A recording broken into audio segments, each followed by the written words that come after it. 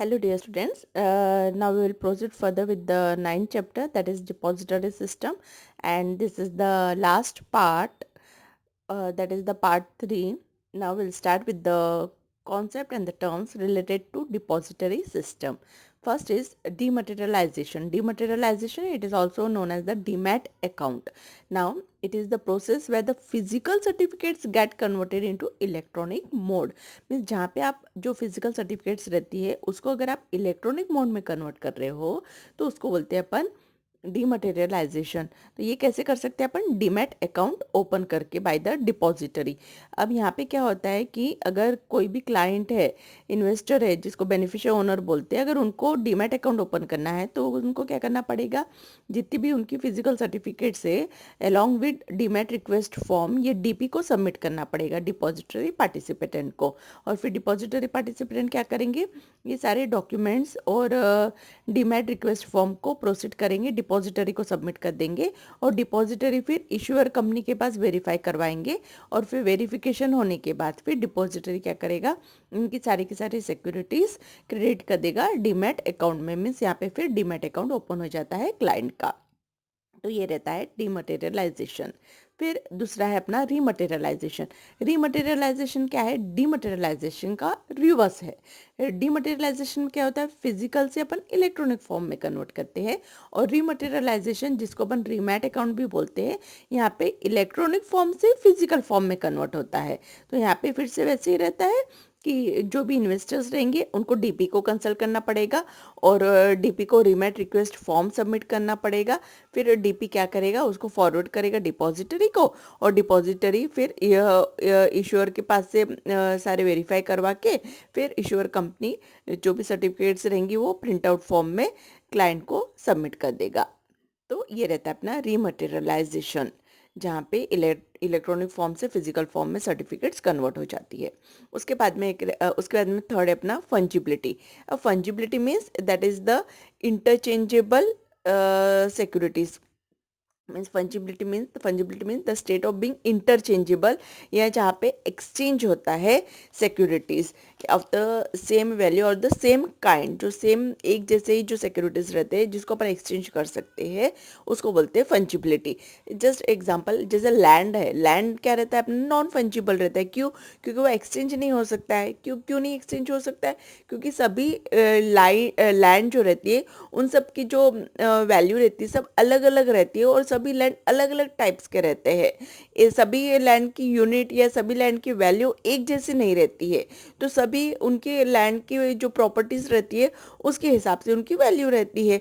तो वो यहाँ पे सभी की क्वालिटी अलग अलग रहती है लैंड की, इसलिए according to that the value has been set. So वो लैंड क्या रहता है? अपना नॉन फंजिबल रहता है, इट इज़ नॉट फंजिबल। लेकिन करेंसी नोट्स जो है, करेंसी नोट्स क्या रहता है? अपनी फंजिबल रहता है। क्यों? क्योंकि अगर सेम डिनोमिनेशंस के करेंसी नोट्स आप देखोगे, मीन्स जस्ट अगर 5 रुपये का आप सिक्का देख लो तो सभी 5 रुपये का सिक्के सेम रहते हैं ना, चाहे कोई भी रहे। तो ये सब कैसे रहता है? सेम रहता है। And so that it can be exchange, means यहाँ पे डिफरेंस कुछ भी नहीं रहता है ना। तो इसको बोलते हैं, so that's why currency notes they are fungible. So ये रहता है अपना फंजिबिलिटी। तो same way securities are also fungible. Then fourth, that is international securities identification number, जिसको बोलते हैं ISIN। ये एक यूनिक कोड रहता है which identifies a specific securities issue. ये कोड के बेस पे आप आइडेंटिफाई कर सकते हो कि आपकी सिक्योरिटीज कौन से टाइप की है। अब ये जो रहता है ISIN, ये कोई भी कंट्री अलॉट कर सकती है by that particular country, and it has been issued by the national numbering agency। तो पर्टिकुलर कंट्री का जो नेशनल नंबरिंग एजेंसी रहेगा वो उसको कंट्री को ISIN अलॉट करता है। अब ISIN क्या रहता है? It is a standard numbering system which is accepted globally. अगर आपको ग्लोबल मार्केट में डील करना है, सिक्योरिटीज़ में ट्रेडिंग करना है, तो आपको ISIN कंपलसरी रहता है, जरूरी रहता है। तो ये स्टैंडर्ड नंबरिंग सिस्टम रहता है।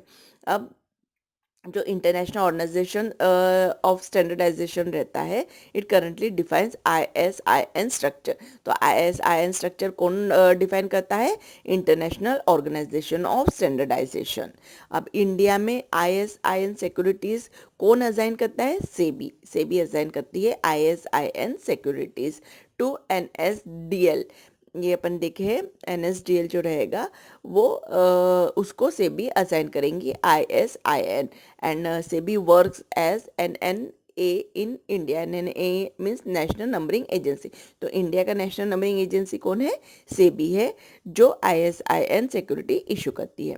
अब जो फॉर गवर्नमेंट, ये तो हो गया प्राइवेट के लिए, लेकिन अगर गवर्नमेंट सिक्योरिटीज़ है, अगर गवर्नमेंट को अलॉट कर रही है सिक्योरिटीज़, तो ISIN कौन इशू करेगा? RBI, reserve bank of India, in case of government securities. अब ये जो ISIN रहता है, ये 12 डिजिट अल्फा न्यूमेरिक कोड रहता है, जिसमें तीन पार्ट में डिवाइड रहता है। यहाँ पे एग्जांपल दिया है, जैसे INE 002A01018। तो ये 12 डिजिट अल्फान्यूमेरिक कोड रहता है। तो ये तीन पार्ट में डिवाइड रहता है। तीन पार्ट में मीन्स पहला जो 2 डिजिट है IN, ये कंट्री का आइडेंटिफिकेशन कोड रहता है। IN means India.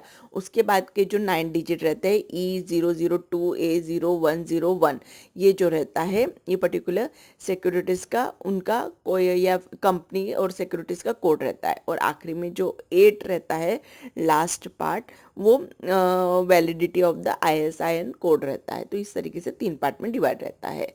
और ये कंपल्सरी रहता है कंपनी को to apply for ISIN for its securities with the documents like prospectus. So उस प्रोस्पेक्टस के साथ उनको सबमिट करना पड़ता है डॉक्यूमेंट्स, ताकि उनको ISIN नंबर एप्लीकेबल हो जाए, मीन्स मिल जाए सेबी की तरफ से, तो ही वो इंटरनेशनल मार्केट में अपने सिक्योरिटीज डील कर सकते। तो ये था concept of the terms related with the depository system. Now next, that is depositories in India. Then according to the Depository Act 1996, there are two depositories which exists in India, that is NSDL, and second that is CDSL. अब सबसे पहला है अपना NSDL. NSDL means National Security Depository Limited, and it is the first and the largest depository in India, which was established in November 1996, means नवंबर 1996 में established हुआ था। ये सबसे पहला और लार्जेस्ट डिपॉजिटरी है इंडिया का। And it has been promoted by IDBI, that is industrial development bank of India, UTI, unit trust of India, and national stock exchange. ये तीनों ने उनको प्रमोट किया, IDBI, UTI एंड NSE। और इसका headquarter, NSDL का headquarter situated है मुंबई में। And it is a public limited company which has been registered under the companies act, जो कंपनीज एक्ट के अंडर रजिस्टर्ड है। और ये है NSDL क्या है? एक पब्लिक लिमिटेड कंपनी है। And it provides the various services to the investors and other players also of the capital market, like stock exchange हो गया, बैंक हो गया, issuers हो गया, क्लियरिंग मेंबर्स हो गया। तो इन सब को भी डिफरेंट सर्विसेज प्रोवाइड करते हैं NSDL। एंड इट कौन सी सर्विसेज प्रोवाइड करते हैं?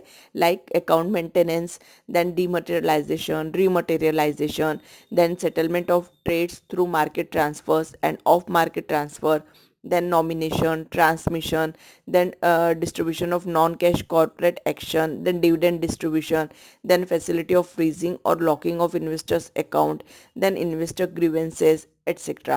तो ये different types of services provide करती है NSDL अपने इन्वेस्टर्स को भी और अदर्स को भी। तो ये हो गया अपना NSDL। और दूसरा है अपना CDSL, that is the central depository service limited. ये कब ऑपरेट हुई थी? इन फरवरी 1999, and it was promoted by Bombay stock exchange jointly with several banks. बहुत सारे बैंक्स के साथ बॉम्बे स्टॉक एक्सचेंज इंक्लूडेड उन्होंने प्रमोट किया था CDSL। एंड इसकी भी हेडक्वार्टर मुंबई में ही सिचुएटेड है। And it has a wide DP network, that is depository participant network. सबसे ज़्यादा किसका है? CDSL का।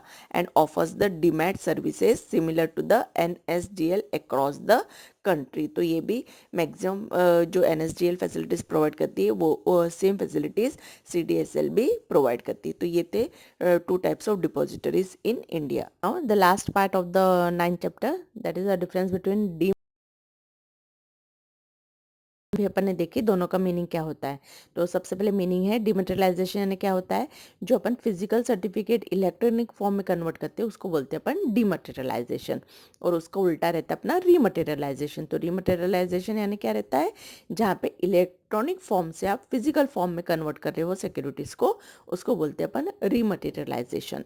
देन सेकेंड पॉइंट है कन्वर्शन। अब सेम है कन्वर्शन, डीमटेरियलाइजेशन में क्या होता है, अपन पेपर फॉर्म वाले सिक्योरिटीज़ को अपन कन्वर्ट करते हैं डिजिटल या इलेक्ट्रॉनिक फॉर्म में। तो अपनी सिक्योरिटीज़ पेपर फॉर्म से इलेक्ट्रॉनिक फॉर्म में हेल्ड हो जाती है, उसको बोलते हैं डीमटेरियलाइजेशन। रीमटेरियलाइजेशन में क्या होता है, जो इलेक्ट्रॉनिक अपने रिकॉर्ड्स रहते हैं अपन या फिर इलेक्ट्रॉनिक सिक्योरिटीज़ जो रहती है उसको अपन कन्वर्ट करते हैं फिजिकल या पेपर फॉर्म में, वो rematerialisation. Then use of form, अपने को जब डीमटेरियलाइजेशन करना पड़ता है सिक्योरिटीज़ को, तो उसके लिए अपन क्या करते हैं, डीआरएफ मतलब डीमटेरियलाइजेशन रिक्वेस्ट फॉर्म इन्वेस्टर को डीपी को सबमिट करना पड़ता है अगर उसको डीमेट अकाउंट ओपन करना है तो। और अगर रीमटेरियलाइजेशन करवाना है तो उस समय इन्वेस्टर को रीमटेरियलाइजेशन रिक्वेस्ट फॉर्म सबमिट करना पड़ेगा डीपी को, ठीक है। फिर उसके बाद में identification of securities, demated securities have no a distinct number, they are fungible. यहाँ पे क्या रहता है, सभी सिक्योरिटीज इक्वली रहती हैं, यहाँ पे कोई डिस्टिंक्ट नंबर नहीं देते अपन पर्टिकुलर सिक्योरिटीज की, जैसे 1 2 3 4 ऐसा नंबरिंग नहीं रहता है। लेकिन रीमटेरियलाइजेशन में क्या रहता है कि जितनी भी सिक्योरिटीज रहते हैं, सर्टिफिकेट्स रहते हैं, वहाँ पे अपन पर्टिकुलर सिक्योरिटीज को डिस्टिंक्ट नंबर देते हैं। जैसे आपने 100 सिक्योरिटीज होल्ड की होंगी तो वहाँ पे नंबरिंग दिया होगा 001 से लेके 100। तो इस तरीके से अपन पर्टिकुलर डिस्टिंक्ट नंबर्स देते हैं सिक्योरिटीज़ को रीमटेरियलाइजेशन में। लेकिन डीमटेरियलाइजेशन में ऐसा कोई डिस्टिंक्ट नंबर नहीं दिया जाता सिक्योरिटीज़ को, इसलिए वो फंजिबल रहते हैं। अब फिफ्थ, सिक्योरिटीज मेंटेनेंस ऑथोरिटी। अब यहाँ पे डीमटेरियलाइजेशन मतलब डीमेट अकाउंट किसके थ्रू ओपन करवाते हैं, तो वो रहता है अपना depository. So depository is the custodian of securities and records in case of dematerialisation. और रीमटेरियलाइजेशन फिजिकल फॉर्म में अपन सिक्योरिटीज हेल्ड करते हैं, तो यहाँ पे फिजिकल फॉर्म में अपने को पेपर सिक्योरिटीज कौन प्रोवाइड करता है, कंपनी। तो यहाँ पे कौन रहेगा authority, issuing company. So issuing company is the record keeping authority. And last, difficulty of process. Demat is an easy process. Demat में आपको ना कुछ करने की ज़रूरत नहीं है। जब भी आपको ट्रेडिंग करना है, जब भी आपको अपने शेयर्स गिन सिक्योरिटीज बेचना है, आप डायरेक्टली उसको बेच सकते हो, कंपनी को इन्फॉर्म करने की ज़रूरत नहीं पड़ती यहाँ पे।